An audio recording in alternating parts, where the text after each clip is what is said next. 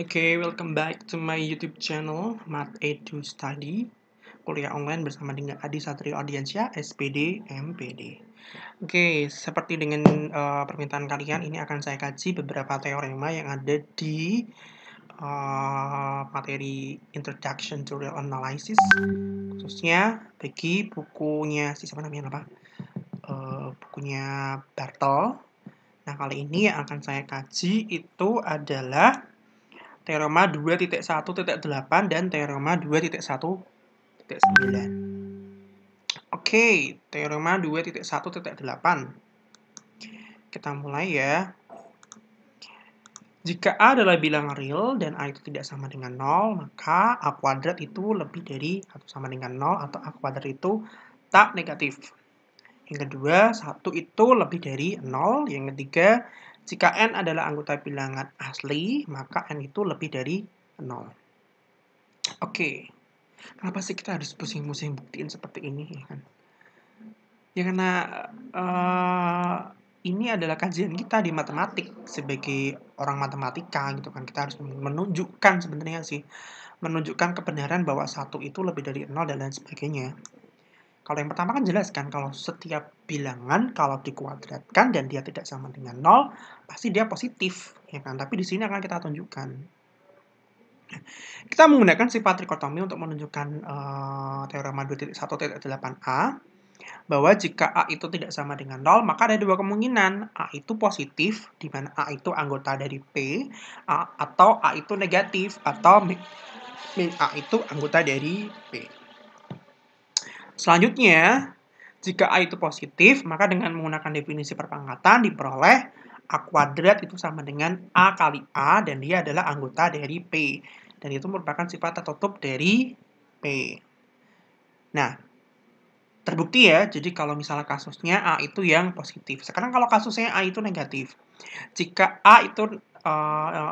min A itu anggota P, maka min A kali min A itu juga anggota P. Jelas bahwa itu adalah sifat tertutup dari P. Jadi bisa kita simpulkan min A kali min A itu sama dengan min 1 kali A dikalikan dengan min 1 kalikan A. Kemudian kita lakukan komutatif perkalian sehingga nanti akan kita peroleh min 1 kali min 1 dikali dengan A kalikan dengan A. Jelas min 1 kali 1 itu nilainya 1. Dan kemudian A kali A itu adalah A kuadrat dengan menggunakan definisi perpangkatan. Sehingga kita peroleh 1 kali A kuadrat itu adalah A kuadrat. Dan itu merupakan identitas perkalian. Dengan demikian dapat disimpulkan bahwa jika A itu tidak sama dengan 0, A itu tak 0, maka A kuadrat itu tak negatif atau A kuadrat itu lebih dari 0.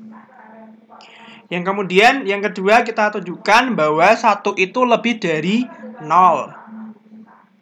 Karena 1 tidak sama dengan 0, menurut definisi 2.1.1M4, dan 1 kuadrat itu sama dengan 1, atau 1 itu sama dengan 1 kuadrat dengan menggunakan definisi perpangkatan, maka dengan menggunakan teorema 2.1.8a, kita diperoleh bahwa 1 itu lebih dari 0. Ini kita menggunakan aplikasi atau kita menggunakan teorema yang sebelumnya.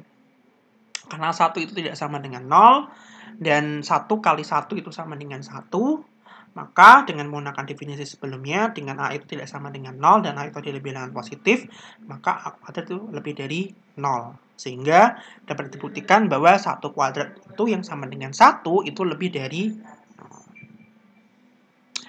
Kemudian yang selanjutnya, kita akan menunjukkan bahwa jika N itu anggota bilangan positif, maka N itu lebih dari 0. Nah, ini kita menggunakan induksi matematika. Yang pertama ditunjukkan bahwa P1 benar. Maka untuk N sama dengan 1 diperoleh P1 itu sama dengan 1, di mana 1 itu adalah anggota bilangan asli. Maka 1 itu lebih dari 0. Berdasarkan teorema 2.1.8b. Jadi P1 itu bernilai benar. Kemudian yang kedua, andaikan atau kita tulis bahwa PK benar untuk setiap K anggota K, di mana PK itu sama dengan K itu anggota bilangan asli, maka K itu lebih dari 0, akan ditunjukkan bahwa PK plus 1 bernilai benar. Karena K itu anggota P dan 1 itu juga anggota P, maka K plus 1 itu juga anggota P. Jelas itu adalah sifat tertutup di bilangan tertutup di P. Atau dapat ditulis 1 plus K itu lebih dari 0. Dengan demikian, untuk N sama dengan K plus 1, PK plus 1 yang sama dengan K plus 1, dan dia adalah anggota dari bilangan positif, maka K plus 1 itu lebih dari 0. Sehingga terbukti, untuk semua bilangan asli, maka N-nya itu lebih dari 0. Oke, terima kasih. Semoga bermanfaat. Itu penjelasan terkait dengan teorema 2.1.8. Di video selanjutnya akan saya jelaskan terkait dengan teorema 2.19.